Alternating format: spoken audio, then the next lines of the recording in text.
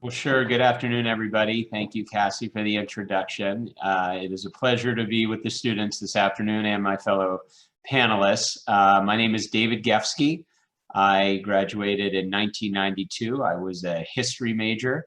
And in thinking about Cassie's introduction, I am confident that this will be a de-stressing hour for all of you. I love the title of this panel, Non-Traditional Paths to Finance, because I think based on this talented and distinguished panel that I'm lucky enough to be on this afternoon, you're going to hear that there are all kinds of ways to achieve and realize your dreams as you're beginning to form them about a career in finance. So we're looking forward to being with you this afternoon. My name's Lynette Vanderworker. I graduated from Northwestern in 1996. I was a poli-sci and communications major. Having interned on the Hill throughout my last 2 years, or my sophomore and junior year in college, I really thought I was going to work on the Hill, become a lawyer, and do advocacy work. But I don't do that. After stints at Goldman, BlackRock, and KKR, and now currently Angel Island, I currently work in what is known as private credit. I think I'm up. Vishal Rana. I was a political science major at Northwestern, graduated in 2000, did a bunch of fun stuff while on campus. I am a managing director at Goldman Sachs in our consumer retail investment banking group. And so I've been here almost 15 years now. And again, wasn't a traditional finance person in college, so happy to talk through it. I think I'm up next. I'm Colin Kreger, and I graduated in '87 with a degree in Latin American Studies, which I don't think is even offered anymore. And I currently work for Moody's Investors Service. I'm the Vice President, Senior Credit Officer in the San Francisco office.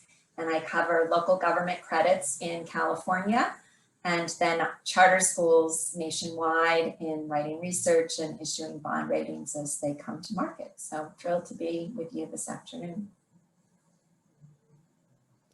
Hello, everyone. My name is Richard Starr. I graduated in 1991. I was a double major in political science and history.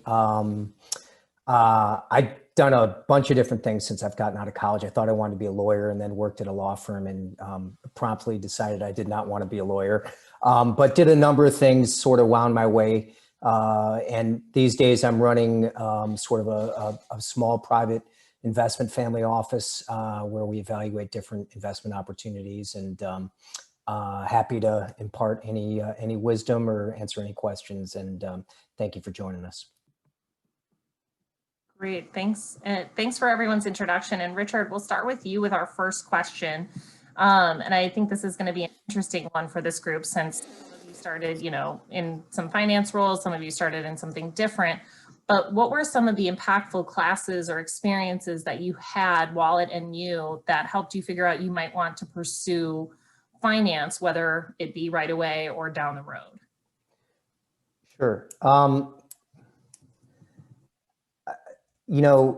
I think for me, at least, I mean, again, I didn't realize ultimately getting into finance over time or related to finance. I didn't know that was going to be my path. But I found that sort of the perspective that liberal arts brings in general, history, political science, it allows sort of a thought process, or it allows an evaluative process that is not just like accounting, where you're just basically solving and footing out and balancing things. I think a liberal arts background can give a perspective on an investment, for instance, or on a bigger picture item than perhaps just the mechanics or the math jocks that you run across. So I think it's a broader perspective, and it sort of leads to finance. Obviously, finance is the underpinning of so many things. So I think it's sort of that broader perspective, and then getting into the specifics later on. It just gives a much deeper understanding holistic understanding of business, in my opinion. Yeah, I agree with Richard on the broader perspective. To me, it was always this curiosity about how finance intersected with the world. And I think honestly that started in 8th grade when I took Latin. And, you learn obviously about the Romans and the infrastructure they built. And I had this tremendous curiosity and conviction that great societies were literally built on great infrastructure. And that was re-emphasized to me when I was in Peru and saw the remains of the Incan civilization. And so I always had this curiosity about, how does government and finance create this foundation for great civilizations and great worlds. And at the same time, when I was in Peru, there was a lot of controversy at the time about the Peruvian government not paying on its international debt. Garcia had been elected and made that statement that he was not going to pay on international obligations. And so again, this kind of curiosity about how do the debt markets and the capital markets and building what you need from the roads up intersect with society. So that's kind of how it was for me. I think I'm up. It wasn't necessarily a specific class I would point to, guys. I think more than anything, and I think Richard addressed this a little bit, I think liberal arts and sort of having flexibility of thought, and in particular, written communication is one of the, understated things about finance that's super important. What you'll find as you progress in a finance career is a lot of the analytics you need to be able to understand and interpret, but you'll graduate from it to some degree, right? You'll get that foundational analytics, but then you'll find yourself trying to make decisions based on the analytics, and then how you communicate that to whatever constituents you're dealing with, whether in a written or a verbal form, is really the crux of the job.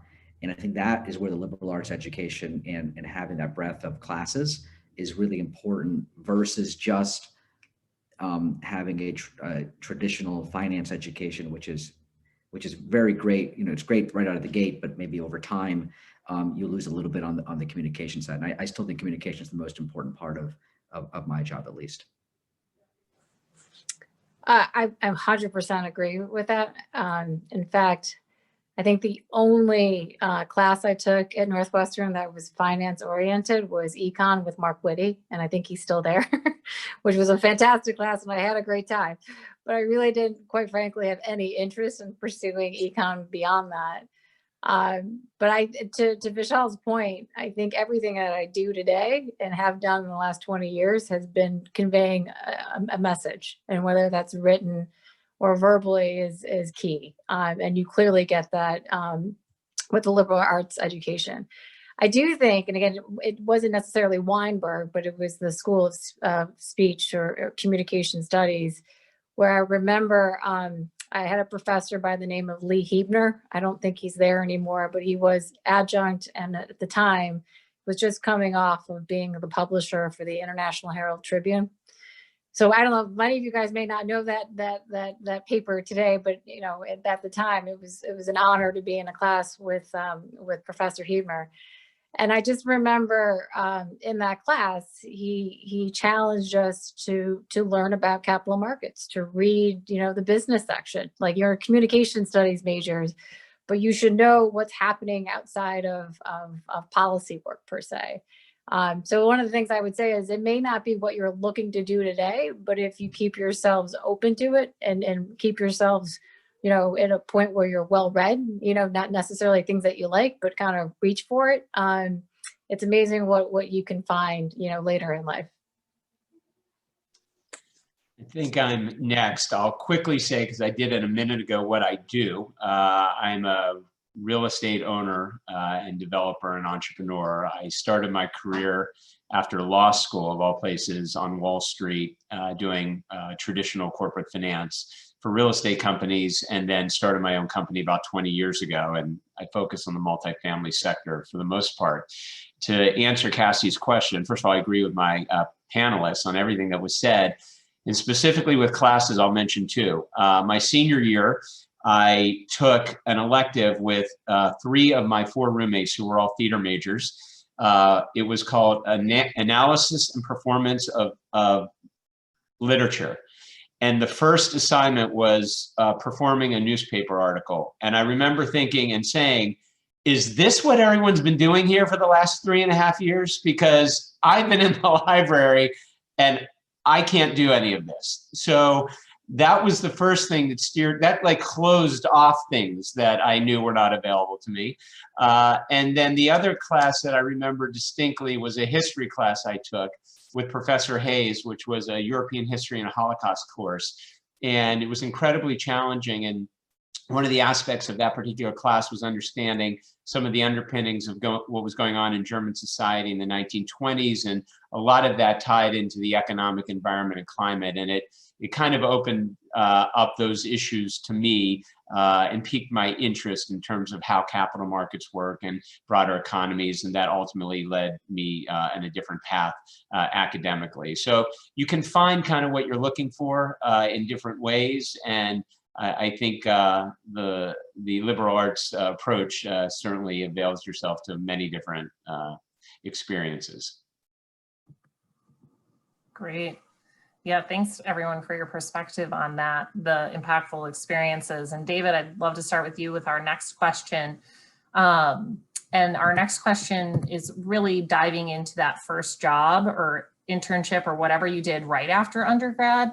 And I'd love to just hear a little bit more from you all, if that was exactly what you were looking for, if that wasn't your plan A, how did you go about strategizing to get to something different, and how did you pivot? You know, we have so many students on this call who are really concerned with that first job after school, and would love to just kind of get your perspective on, you know, the importance of strategizing from there.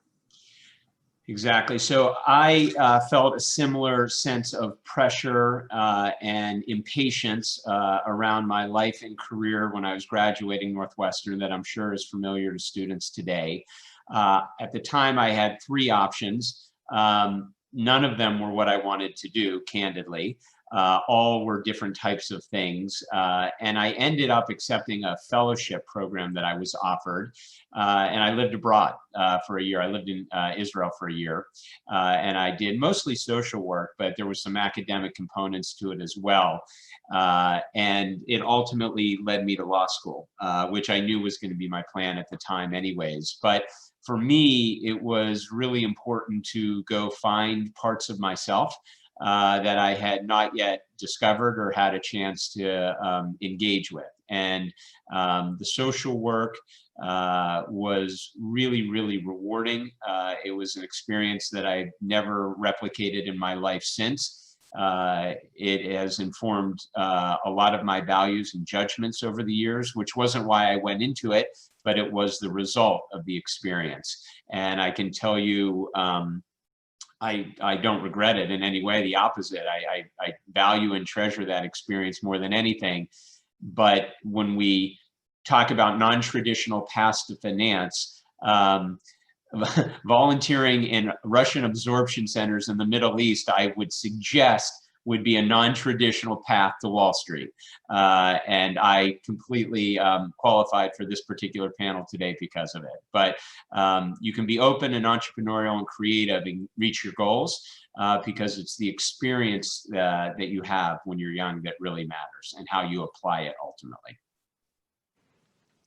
Okay, I think I'm next. I can relate to David's experience, but I said this in my intro. Right after I graduated, I had the opportunity to work for my congressman, who was at the time John Porter, the District 10 of Illinois, and I was super excited about it because at the time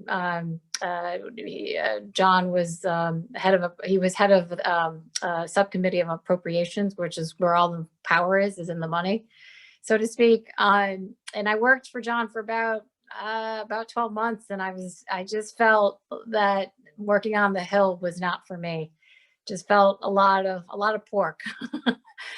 And so I thought at the time that my next move was to work at McKinsey or some sort of, consulting. And to do that, I felt that I needed to pivot. And I ended up going to Columbia to get my master's in public policy.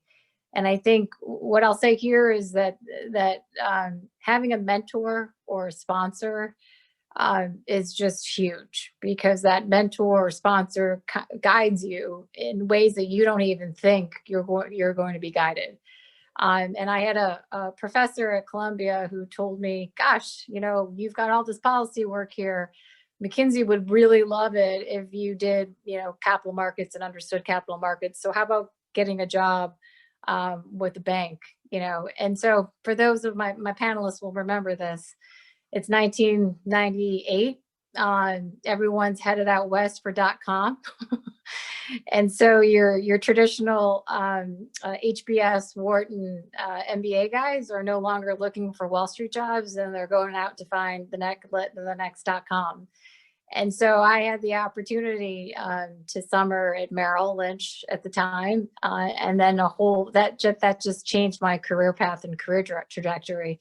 But that was really because of a professor who told me, wouldn't it be great if you found this? And if it hadn't been for him, I don't think I would have found that summer associate job on Wall Street. Maybe it's me. Okay, just want to make sure. Look, in some ways, similar experiences. In college, I didn't do any formal fancy internships. I actually spent 2 summers living abroad, working for a nonprofit in India. And that was like the most defining experience I had. It was actually something I got introduced to through somebody at Northwestern. And then after college, I did a couple things. I worked for a consulting firm for a while. I found that interesting, but then I went to work for a financial startup that was in financial education. And that was actually kind of my only real introduction to formal finance. And it was actually on the commercial lending side for smaller businesses. And then I ended up grad school. I got an MBA, but I also got a master's in public policy from Michigan. And it was sort of like, I hadn't anticipated actually going to work on Wall Street. But, it was one of these weird years where there was, again, a boom on the West Coast. And so like all the really good finance people took those jobs. And then people like me are like, oh, maybe let me just sort of check this out. And I ended up at Goldman as an intern, and the rest is history. But some of it is like, again, nowhere in that path was there some sort of immersion into finance until, frankly, I actually joined an investment bank. But the skills that you gain along the way, you shouldn't discount if they're not traditional finance. They're highly relevant. You just have to make sure you package it in the right way so that employers understand that. I'm realizing that there are a lot of masters in public administration among us, because I too went to Columbia CEPA school and got an MPA, and I credit that to a woman in the career office at Northwestern, because I took some personality test at one time and it said that I should, when I had no idea, I was a senior and I was graduating, I had no idea what I was going to do, and it said that I should either be a florist or a funeral parlor director. And I said to her, I cannot tell my parents I'm going to be a florist or this. And she said, well, you should think about getting an MPA. And that stuck with me. And after talking to her, and I eventually did that. But my first job out of Northwestern was with the management training program that Citibank, at the time, now Citigroup, ran in Chicago. And they put me in the consumer banking division. I had to wear a uniform. I hated it. I was so miserable. But the 2 things that program did to me was that, one, I met an individual who was the most emotionally intelligent person with whom I've ever worked in my career. And so I really, to this day, think about how Bill would do that, because he really saw other people for what they truly were in their wholeness. And everyone loved working with him and for him. And especially now during COVID, during these trying times, those are the kind of managers that people flock to. The other thing that happened was that we would have monthly meetings. And so you got to share and hear about what other participants in the program were doing. And one of them was a woman who was working in the government and public relations department at Citigroup. And I thought, gosh, that's what I want to do, really. And so I went to the head of the department and I introduced myself and I said, you know, if you're ever in a bind and need somebody extra to write additional press releases or go to an event, I'll do it. And so we were opening up a new branch in a largely Hispanic area in Chicago. And she said, well, it's on a Saturday, nobody wants to do it. So if you want to go and then write the press release afterwards, by all means. And so I showed up, and I don't think it was expected, but the CEO at the time also showed up to give a speech.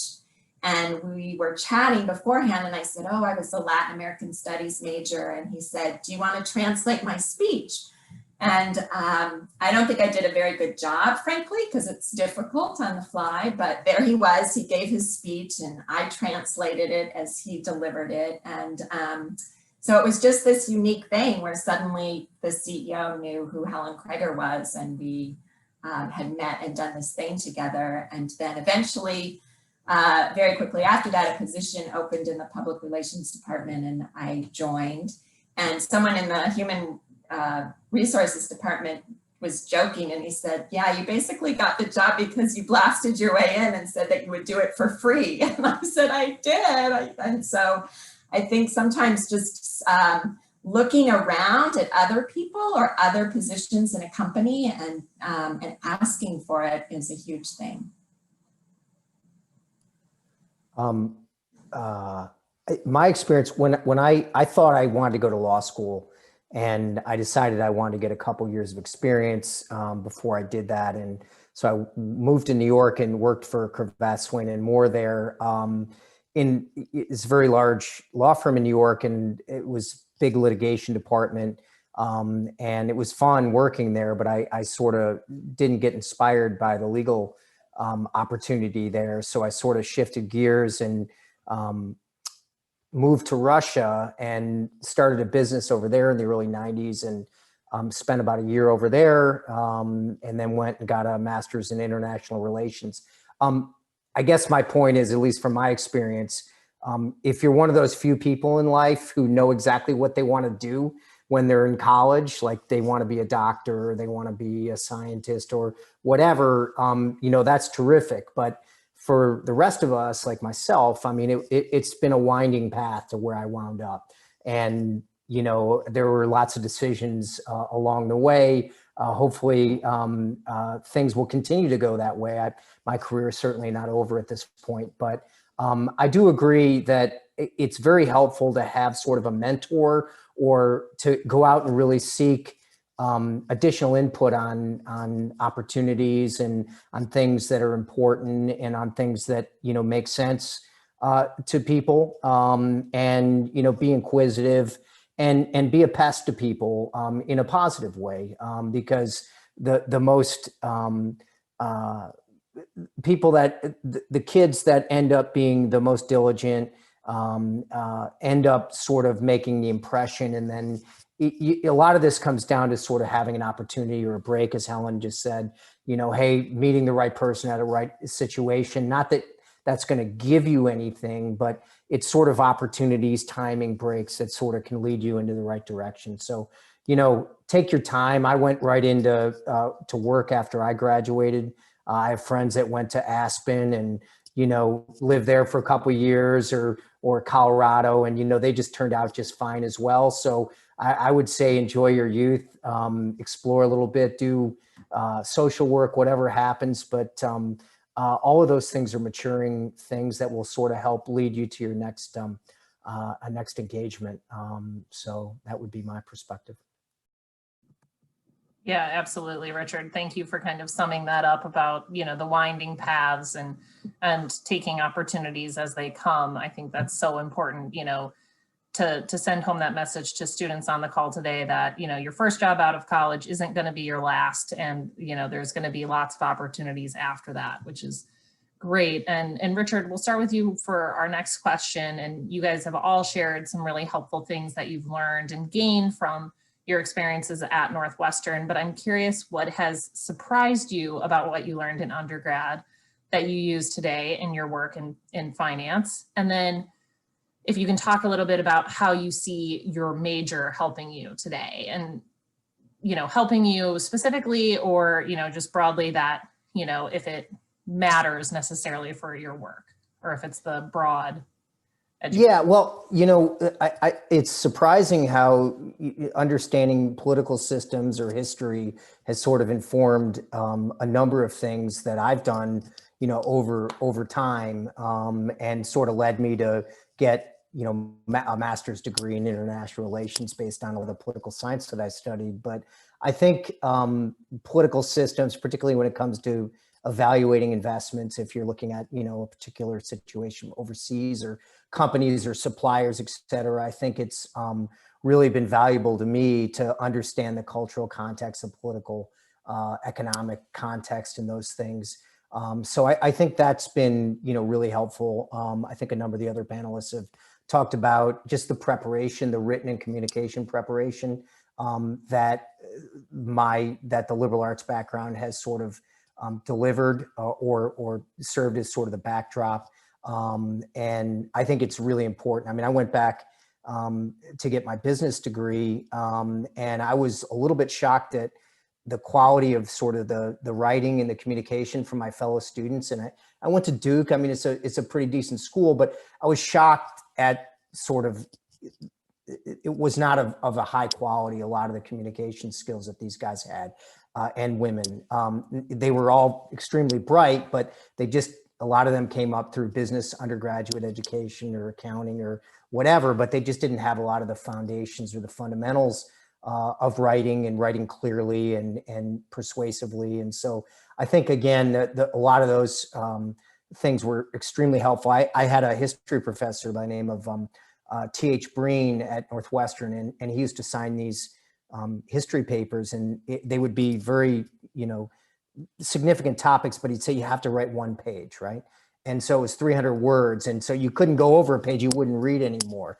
And that's so important, particularly in business, because, the people that come in with like 100-page decks, no one's going to read those, right? It's the summaries, it's the short synopses. Vishal knows when he writes pitch books. I mean, no one's going to read every page. They're going to read the executive summary in the front, and it's got to be well communicated and concise.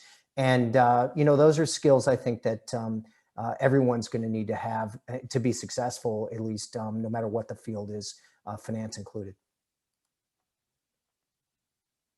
Yeah, I agree. Being able to communicate in a concise and focused way, and also doing your best work within a constrained time period is, just so important too. And honestly, some of the failure experiences that I had at Northwestern have stood well. I took biology when I thought I was going to be a doctor, and it was, terrible for me. And but everything that it has fortified me with just unrelinquishing courage, because I will sit down and I'll do DVC number runs and I'll think, well, this is not as hard as biology. Whatever I've confronted, that's been my litmus test. But I think, again, sort of that deep and broad and thoughtful perspective on world events and societies. At Moody's, we are constantly in the business of predicting the future, right? What will this credit strength of this entity be in 5 years, in 10 years? Will they be able to withstand the pressures that are coming on them? And it's interesting because when I went to Peru, I thought that I was traveling into the past, and that even when computers were a thing, I was typing papers on this World War II era typewriter, and old cars in the street. And I realize now with perspective that I was really going into the future. The sharing economy was alive and well in Peru. They didn't call it TaskRabbit, but you would head out onto the street and people would volunteer to do your laundry if you were carrying your laundry to the laundromat, or you would step out of the bus station and people would be there offering to take you into their homes for a week. And so I didn't recognize it at the time, but sort of those economic pressures and small scale entrepreneurialism was already very alive and well in different economies. I lived in a world where contested elections were very much part of the fabric, where there was no newspaper of record in Peru, you read the paper that coincided with your political party of choice. And so much of that has come back on me as we, have seen things unfold in this country. And Peru also had a much smaller, Latin America at the time generally had a much smaller middle class. And we're seeing that now, I think, in the US in terms of, people talk about a K-shaped recovery coming out of the current recession. And so, sort of bringing those kinds of understanding into your current work, I think has proven invaluable. And I think about it again, too, as we sometimes look at charter schools and again, predict their future and success. And people sort of ask, well, why wouldn't people just pick the charter school that produces kids with the highest test scores?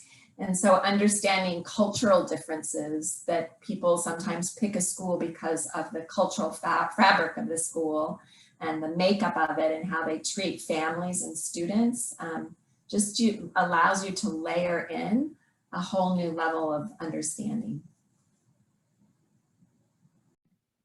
Me? I'd summarize my thoughts quickly to build on what others have said. But look, political science, I thought, and Richard referenced some of this, I just think in my job, which is largely, mergers and acquisitions and the IPO business, it's all about a negotiation. And you're negotiating with different constituents, whether it is a board to get a deal approved, whether it's the other side to get, further economic extraction, whether it's a public investor so that they understand what the opportunity is for them.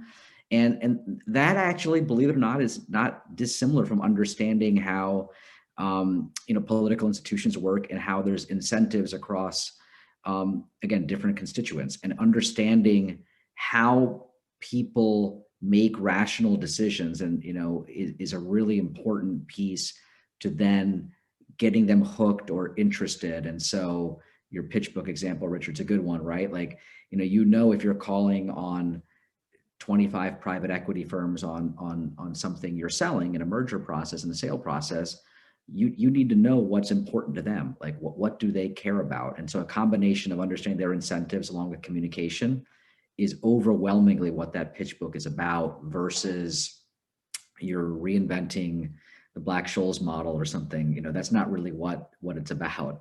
But again, that's why I just think there's direct applicability that is just not recognized until you're later on in your career. But again, if you're thinking about going into finance and you are in a liberal arts type of major, start to just even write things down as you go through your coursework and even as you get internships, and try to sort of, how do I connect these experiences, academic or internship wise, to how potential employers may look at it. Because I think, as you interview for different types of finance jobs, people are going to be like, why do you want to do this? Like, you're a English major. And it's a little bit of a trick question. You know why you want to do it. So just sort of connect the dots for them. But I think, bringing in, and don't feel disadvantaged because you weren't the Wharton, finance person and you studied history at Northwestern. Like, you have every right to be in that room with them. But you got to probably work harder to make the case as to why you're ready to go and qualified. And I think that's a little bit of hopefully what you're hearing from the panel today. I would add to that, as a employer and someone who's hired analysts, associates, whether at Goldman, BlackRock, or KKR, I actually look for the resumes that aren't your traditional finance paths. And the reason why I do that, I'm sure this was I'm sorry, Cassie, if this is another question, because I'll come back to it, but I do look for those non-traditional finance resumes, because I'm looking for folks who have judgment, right? Have good judgment, who can convey messages clearly. Because I could teach anybody credit. I can tell you what private credit is. I can tell you how to originate a loan, and that's all part of the day-to-day job. It's really the judgment aspect of the thing that I think I learned, at a liberal arts education. To go back to the question, though, I'm trying to think of a certain class. I remember trying to figure out what to do with my life after or my junior, senior year in college. And, you know, I thought about working on the Hill, and then I was like, oh, I should just go get a PhD. And I remember my Dr. Michael Roloff said to me, well, why would you do that? That just stands for piled higher and deeper. Like, just go and experience life. Like, don't do that. I mean, clearly he has a PhD. And so to Richard's point, like, go out there, experience life. For everyone who knew what they wanted to do at 21, God bless. For those on this call, I don't think we ever knew what we were going to do today. But beyond the classroom setting, I think it was my friend group too, at Northwestern. And we all had such varied interests. And I was friends with theater people. I was friends with finance folks. I was friends with like engineers. And I think that shapes your thought process of, you know, viewing the world. And that to me is important. So, you know, you don't get much chances in life to just, you know, wake up and say, gosh, I want to hang out with this person, or I want to take this class. So take the next 4 years and do that, and really have a diversified, you know, outlook and experience, because you know, in a boardroom, in a conference room, it can get really boring. So I would highly recommend you go out there and you know, experience things that can make you feel uncomfortable. So I don't envy students today. I think things were different for us in ways that are more difficult for you. I read recently that 25 years ago, 15% of undergrad students were studying humanities, and today that number is a third. And being in that kind of cauldron, I can only imagine the pressure of looking around your colleagues and your friends who are taking much more concrete paths to a career and feeling perhaps insecure about that, or intimidated by that, or whatnot. You've heard from everybody on this panel that it doesn't matter, and it will be hard to remember that message, but you've already won the lottery. You're at a world-class institution with the most incredible teachers and fellow students, and you're learning and you're engaging, and you have every ability to be successful in a career in finance. The comment earlier is right. You might have to work a little harder to get there, and you might have to self-teach yourself a little bit more than the others, because they're going to have some vocational mechanical training that you're not going to have. But what you will have, and what you will be able to defend, if you're prepared to defend it and understand what you're getting, the value of what you're getting, is that an education in the humanities, in addition to everything that my fellow panelists have said, is also about toiling with the depth of what these different civilizations have gone through. What I mean by that is, when I was a history major, so we used to study different, different historical time periods in those civilizations. And to be a good history major, you had to go in and understand what the pressures were on the people of whatever time period you were studying. And you really had to understand that in depth, and in real matters, in real issues, and really what the motivations were and what the incentives were. And so the comment earlier by Lynette about judgment, and Shaw and Richard and some of their comments, and Helen too, like, that is what you are ultimately learning. You're learning to be informed. You're learning about incentives. You're learning how people think and how they work and what motivate them. This is not a formulaic thing. This is not something you can memorize. This is not something that you can just in rote repeat back. And that's not what your career is going to be like either, no matter what you end up doing. You're going to have to go in and think. You're going to have to understand the dynamics of a situation, the dynamics of a room, and all these things that you're learning in a theoretical academic setting apply and can be applied to the real world. And people who are so singularly focused, in my opinion, are missing the breadth and the depth that you get with the humanities education. And so I would, I liked what Lynette just said a minute ago, that you're looking for non-traditional resumes. I wish I had that, because no one was looking for that when I was looking for a job. Everyone should apply to Lynette for a job. Sorry. But like, that's uncommon, but it's pretty interesting. But you're going to be in an interview seat or couch or chair, whatever, and you are going to have to defend your humanities education. And I would tell you that you have a leg up on a lot of other people, but it's uncommon for others to think that way.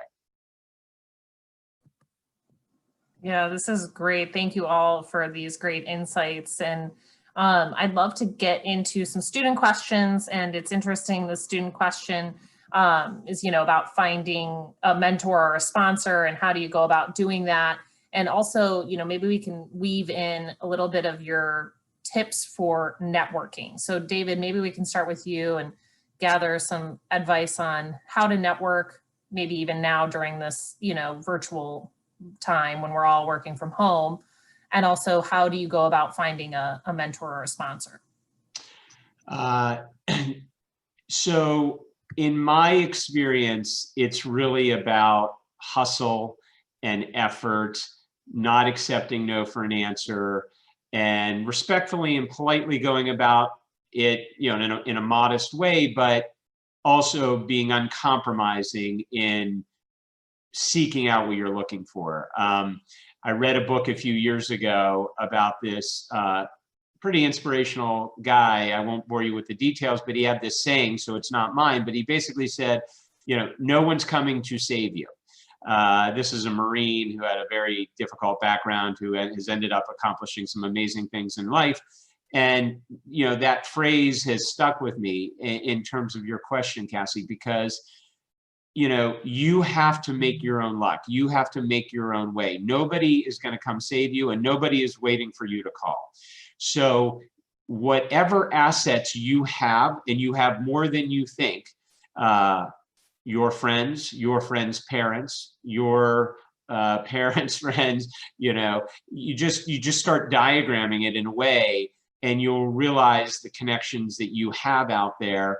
And most people will take the time to listen to you, to talk with you, to share some thoughts the way we are this afternoon, and help give you some guidance. And you probably will have, sadly, dozens and dozens and dozens of rejections until you connect with somebody, and it will be done in an indirect way, in an unexpected way, of a connection to a connection who heard about something. It's totally unpredictable, and it will be done in an excruciatingly frustrating manner, but that's how you do it. And you, by the way, have this incredible tool called the internet that I've heard about that does things that we never had. So you also have resources at your disposal to be much more productive and efficient about it. But just network and uncover every rock and keep going until you find what you need. David, I would add one thing to you, because I totally agree with you. I think sometimes it's surprising when you reach out to people. Sometimes the more accomplished people are the most accessible, right? It depends, but don't be afraid by rejection, and reach out. I mean, blind emails to people. I mean, just sort of say, hey, I'm a young student. I'm looking for an opportunity. I'm looking for some guidance. I'm hoping maybe you could share some thoughts with me. I mean, those things can go a long way as you move along. And again, as David said, maybe a huge chunk of people won't respond, but you might be shocked by the people that will respond. And use your Northwestern connections as well. Any connections that you have. A lot of the world and a lot of opportunities are timing. I don't want to say it's who you know, but it's just opportunities that open up, and some dumb luck. So you gotta keep swinging away, and ultimately, you'll find an end to what you want. I'd say you can't just say, hey, can you be my mentor? It doesn't work that way, right? It's organic. It's a relationship that you build over time. And what I'll say is it doesn't always happen in the office. So what does that mean? I was fortunate as a child to know how to play tennis and know how to play golf.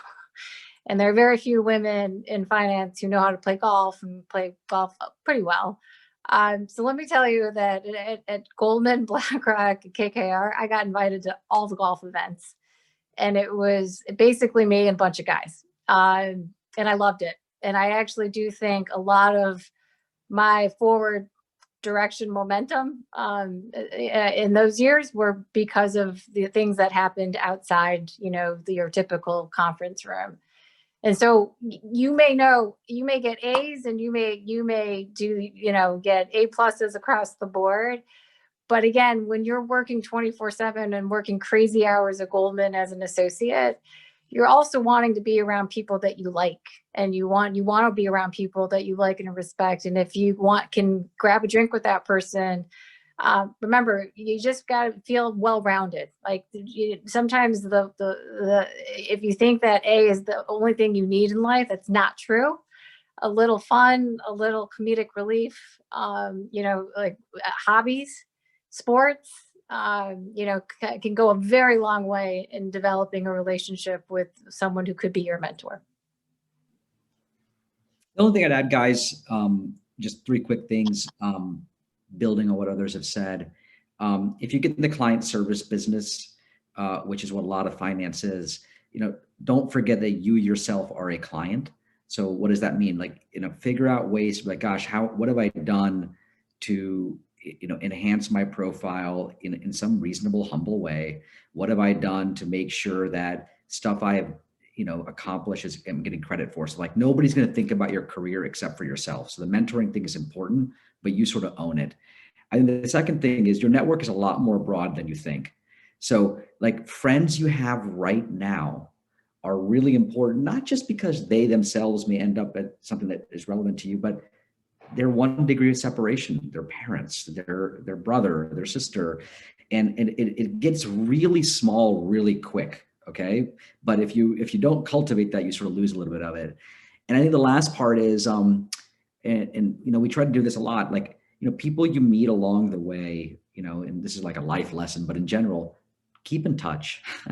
It's really important, because whether it's a client or a friend or whatever it may be, again, I have found the world get much smaller really quickly. And David's point's right? With technology, it feels even closer than ever. And so you're really interconnected in much more, aggressive ways than even when some of us older folks on the phone were in college. So I would just, think about some of those things. And like, right now is a great time. You have friends, like, I know you're hanging out and it's fun. Well, I guess you can't hang out anymore, but like, when you can hang out again, like, try to, incorporate, just understand some of that, because it'll be important for you after you graduate.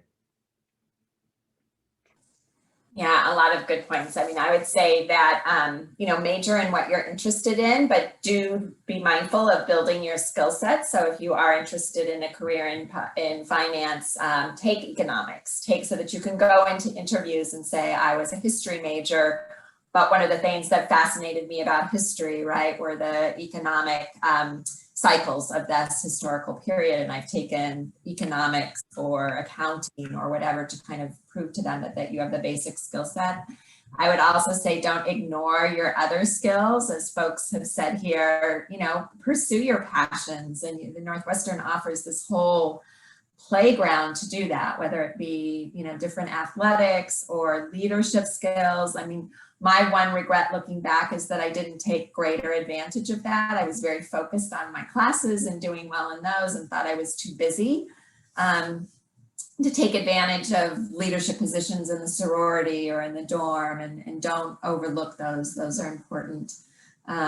Reach out to your Northwestern connections. I know, and to Richard's point, sometimes you can get in with people at the very highest level. I interviewed informationally with a very senior person at one of the bond insurers, and he was the person who said to me, well, you don't really want to work for me. You want to start your career at one of the rating agencies. And I walked out of his office thinking, oh my gosh, he just wanted to get rid of me. And then it was just the best advice, and it made my career. And he was absolutely right, and so grateful to him that he directed me in that way.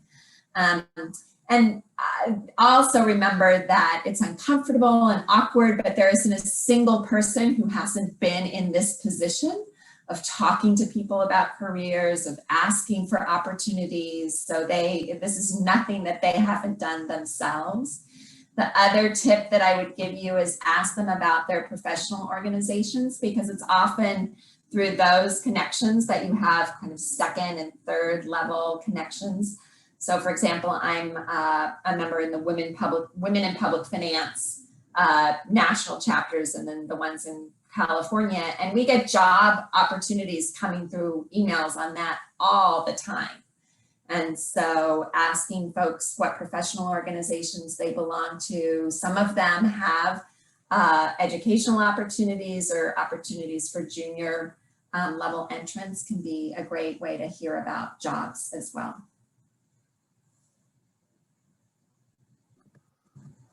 Great. Thank you all for answering that question. And I know we're getting close to the end of the hour, but we have a really great question from Nina that came in here that I'd love to do a quick go around with all of you about. Nina wrote in, the difference in education, writing, and communication abilities was touched on, but I was wondering if the difference between those who embarked on non-traditional versus traditional paths leads to different work approaches or personalities, and how has your experience been in the workforce with those who have taken the traditional approach to finance? So maybe Richard, we can start with you with this question. If you have any quick thoughts on, working with folks who went the traditional path. Well, I don't want to generalize, but I do think, because I mean, I do think if your mind is, if you're really an analyst or like a very a CFA or a CFP, I think you can sort of get lost in sort of the details as opposed to sort of the bigger picture. I think you can tend to do that unless you decide to sort of, self-educate yourself and read the classics or take art history on your own. So I think it can lead to sort of a tunnel vision or sort of a short-sightedness in my experience among some people. But again, I don't know. I'd be interested in Vishal or David or anyone else's opinion too, because, on Wall Street, you probably meet, a huge variety of different folks, and it may be more obvious. But again, I don't want to overgeneralize, but that would be sort of my stock answer. Yeah, I guess I would say, in college, you specialize more than you specialized in high school. And the same sort of thing happens in your career, right? People tend to even specialize even more professionally. And it's really those folks who are managing others, who can communicate with everybody in the room, who come often from very diverse backgrounds and are not strictly sort of technologically kind of savvy. And then the other thing a tip is, if you think you're a great writer, and probably many of you are, just give a writing sample to whoever you're interviewing with, because often HR departments, we're getting more constricted in terms of questions we can ask or things we can ask for. So we at Moody's we've determined we can't ask for writing samples. So give it to them and then they'll have it. That's a great tip, Helen. Thank you for that. And Vishal, if you want to add anything for the traditional paths, working with folks who are on the traditional path? No, I think these are better suggestions that I have covered. Great. Yeah, and anything else, Lynette or David, if you guys want to add anything? Nope. I appreciate everybody's time.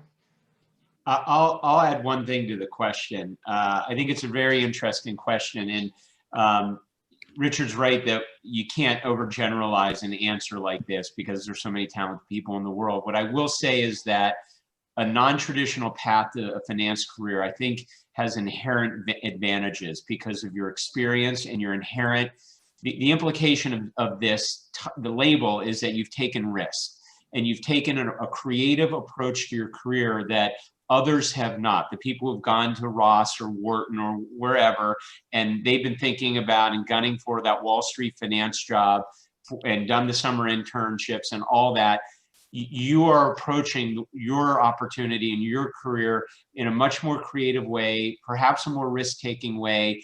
And I think that does signal to potential employers a different element and a different value, a different attribute that you have that others do not have, that I think are very interesting and worth exploiting if I were in your shoes, and I was, of why you are uniquely qualified or well suited to help add value to a particular role. A lot of the traditional finance people that I have dealt with are incomparably smart and will do a great job up to a certain level. And in my experience, many of them have a hard time breaking through past the next level because they're programmed to do, and I've always gunned for sort of a certain job, but to go to different levels, to be leaders, to run organizations, to collaborate, to understand what's happening in a meeting, to get projects done. You know, these are really important characteristics that you'll have with a non-traditional background that the others may too, but you certainly bring things to the table that they will not. Mm-hmm. Absolutely. I love the positive aspect. You know, I think it was woven throughout the conversation today, but you know, how much of an asset it is to have a non-traditional path to finance, and, you know, talking about it, you know, David, in this way, and how you all have, you know, giving you the world perspective. I think that's all really helpful for our students to hear as they're trying to weave into their own stories to tell in their interviews. So this has been so great hearing all of your insights. So alumni, thank you again for being here with us today. And students on the call, we'll be sending out a follow-up email with their contact information. Highly encourage people to follow up with a thank you note or an email, or at least connect with them on LinkedIn. And we will be sending out information about a Grubhub gift card to students because normally we like to buy you all lunch on the program, so we can't do that right now. So a little bit of a token of our appreciation for being here and learning from these great alumni. So thank you all again for being here, and we hope you have a great rest of your day. Go Cats.